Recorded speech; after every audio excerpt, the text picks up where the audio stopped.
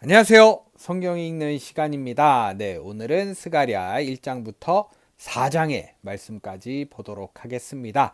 스가랴가 총 14장으로 되어져 있어서요. 3장씩 나누면 좀 애매할 것 같아서 처음에 좀 달려놔야겠다 이런 생각으로 4장, 4장, 3장, 3장 이렇게 읽으면 될 것 같습니다. 네, 과연 스가랴에게는 또 하나님께서 어떤 말씀을 이렇게 길게 하셨을지 같이 한번 보도록 하겠습니다. 네, 먼저 스가랴 1장 보겠습니다.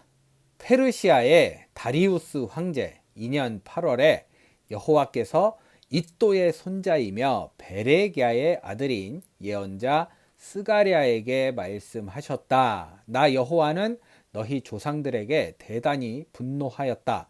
그러므로 너는 백성들에게 전능한 나 여호와가 이렇게 말한다고 일러주어라.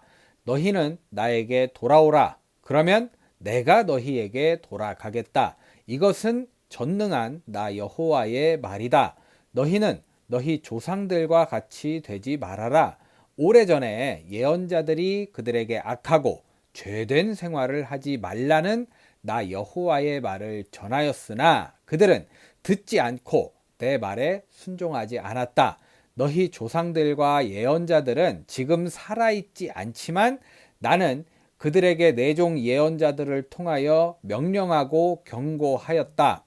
그러나 그들이 그것을 무시하다가 형벌을 받은 다음에야 뉘우치고 전능한 나 여호와가 작정한 대로 그들이 당연히 받아야 할 형벌을 내린 것을 인정하였다. 다리우스 황제 2년 11월 24일에 이또의 손자이며 베레기야의 아들인 예언자 스가랴에게 여호와께서 말씀을 주셨다. 내가 밤에 환상을 보니 한 사람이 붉은 말을 타고 골짜기에 도금양 사이에 섰고 그 뒤에는 붉은 말과 밤색 말과 백마가 있었다. 그때 내가 주여 이것들이 무엇입니까? 하고 묻자 나에게 말하는 천사가 이것들이 무엇을 뜻하는지 내가 너에게 보여주겠다 하고 대답하였다. 그러자 도금양 사이에 선 그 사람이 그들은 온 땅을 순찰하라고 여호와께서 보내신 자들이다 라고 설명하였다. 그들이 도금양 사이에 선 여호와의 사자에게 우리가 땅을 두루 다녀 보았는데 온 세상이 평화롭고 고요했습니다 하고 보고하였다. 그때 여호와의 사자가 말하였다. 전능하신 여호와여, 주께서는 70년 동안 예루살렘과 유다 성들에게 분노하셨습니다. 주께서 언제나 저들에게 자비를 베푸시겠습니까? 그러자 여호와께서 나에게 말하는 천사에게 너그럽고 위로하는 말씀으로 대답하셨다. 그때 그 천사가 나에게 말하였다. 너는 전능하신 여호와께서 이렇게 말씀하셨다고 선포하라. 내가 나의 거룩한 성 예루살렘에 대해서는 깊은 사랑과 관심을 갖고 있지만 안일하게 살고 있는 이방 나라에 대해서는 분노를 금치 못하고 있다. 나는 내 백성에게 화를 조금밖에 내지 않았으나 그들은 내 백성에게 내가 생각한 그 이상으로 많은 고통을 주었다. 그러므로 나 여호와가 말한다. 내가 자비를 베풀려고 예루살렘에 돌아왔으니 여기에 내 집이 세워질 것이며 예루살렘이 재건될 것이다. 너는 전능하신 여호와께서 이렇게 말씀하셨다고 다시 선포하라. 나의 성들이 다시 번영할 것이다. 나 여호와가 다시 시온을 위로하고 축복하며 그 가운데 살겠다. 내가 다시 살펴보니 내 앞에 내 뿔이 있었다. 그래서 나는 나에게 말하던 천사에게 이것들이 무엇입니까? 하고 물었다. 그러자 그는 나에게 이것들은 유다와 이스라엘과 예루살렘 백성을 흩어버린 뿔들이다 하고 대답하였다. 그때 여호와께서 나에게 4명의 기능공을 보여주셨다. 그래서 내가 이들이 무엇을 하러 왔습니까? 하고 묻자 여호와께서 나에게 이렇게 대답하셨다. 그들은 유다를 짓밟고 그 백성을 흩어버린 이방 나라의 이 뿔들을 두렵게 하고 꺾어버리려고 온 자들이다. 네, 하나님 백성으로 사는 게 얼마나 복된 건지 알 수 있었던 것 같습니다. 네, 이렇게 스가랴 1장 마무리되었습니다. 네, 계속 이어지는 말씀 같죠? 스가랴 2장 보겠습니다. 내가 다시 살펴보니 한 사람이 손에 측량줄을 잡고 있었다. 그래서 내가 당신은 어디로 가십니까? 하고 묻자 그는 나에게 예루살렘을 측량하여 그 폭과 길이가 얼마나 되는지 알아보려고 하오 하고 대답하였다. 그때 나에게 말하던 천사가 나가자 다른 천사가 와서 그를 만나 이렇게 말하였다. 너는 측량줄을 잡고 있는 청년에게 달려가서 앞으로 예루살렘은 사람과 짐승이 너무 많아서 성벽 없는 촌락과 같을 것이라고 말하라. 여호와께서는 내가 그 사면의 불담이 되며 그 성의 영광이 되겠다 하고 말씀하셨다. 여호와께서 자기 백성에게 말씀하셨다. 내가 너희를 하늘의 바람처럼 사방 흩어 버렸으나 이제 너희는 북쪽 땅에서 도망하라. 나 여호와가 말한다. 바빌로니아에 사는 시온의 백성들아, 이제 너희는 피하라. 너희를 치는 자는 나의 눈동자를 치는 자이다. 그래서 전능하신 여호와께서 나를 보내시며 자기 백성을 약탈한 나라에 대하여 이렇게 말씀하셨다. 내가 손을 들어 그들을 치겠다. 그들은 자기들을 섬기던 종들에게 약탈을 당할 것이다.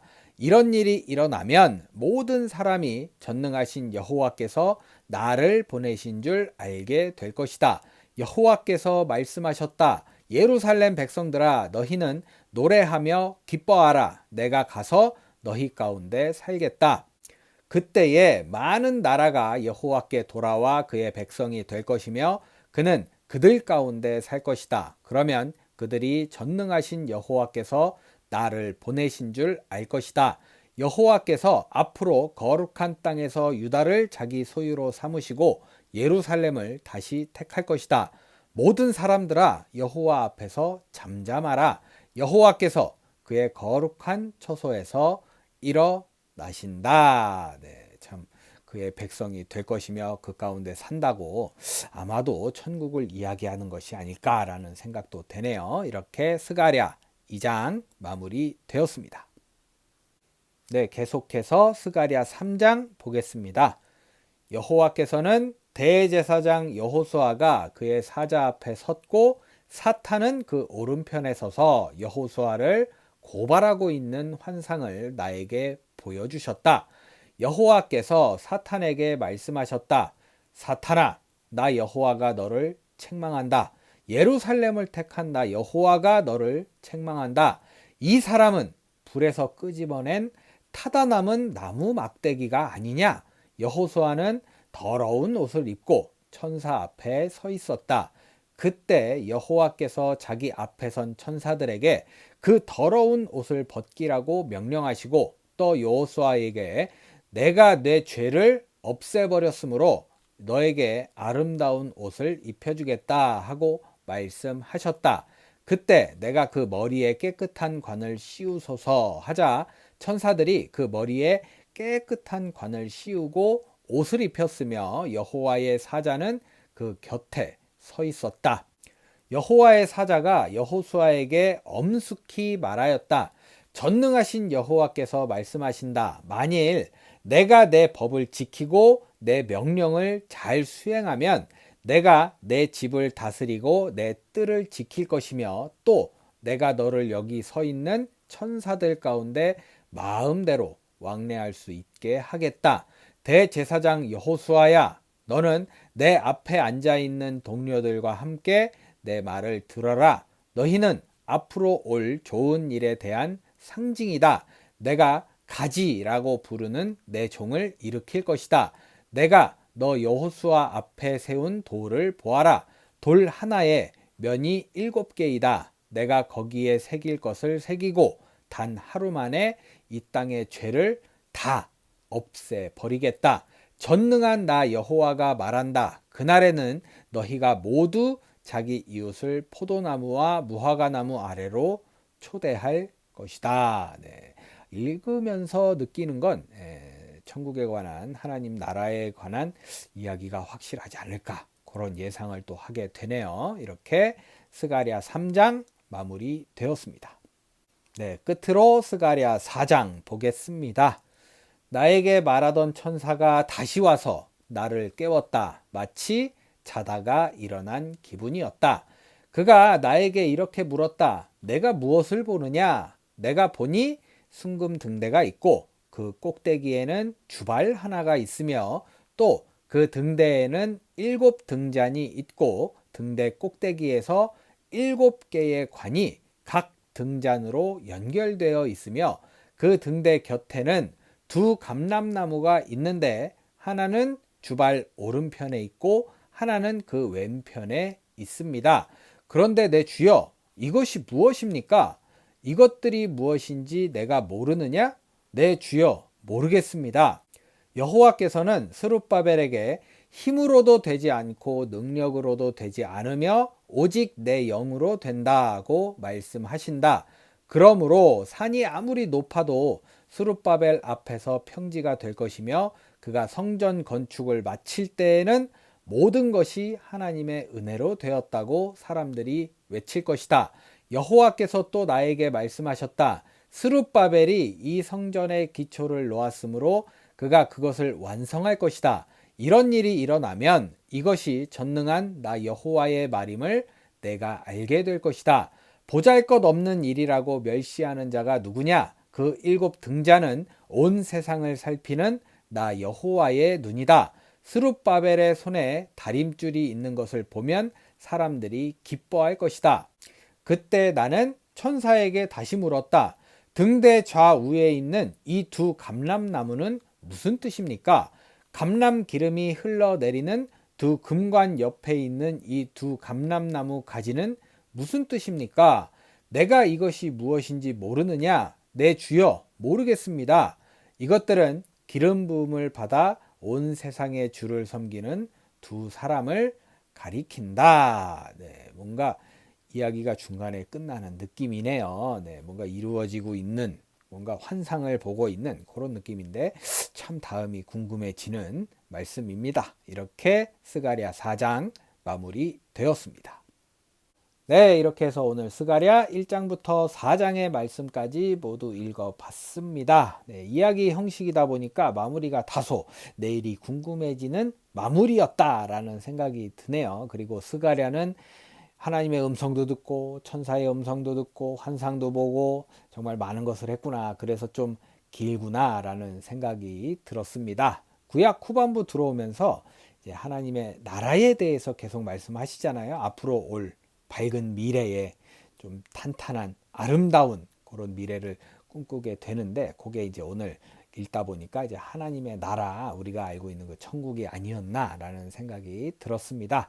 네, 모쪼록 하나님께서도 말씀하시다시피 누구나 내 백성이 될 수 있다. 네, 우리가 하나님의 백성이 돼서 하나님의 그 편파적인 저는 인정할 수 있거든요. 예, 내 백성 내가 챙기겠다는데 라는 그런 마인드에 우리가 함께 동참할 수 있다는 희망적인 미래를 바라보고 있습니다. 네, 모쪼록 여러분들 오늘 복된 하루 잘 보내시고요. 우리 하나님의 백성으로 정말 아름답게 기분 좋게 즐겁게 하루 잘 보내시기를 기도하겠습니다. 네, 저는 내일 스가랴 5장부터 8장의 말씀을 들고 찾아오도록 하겠습니다.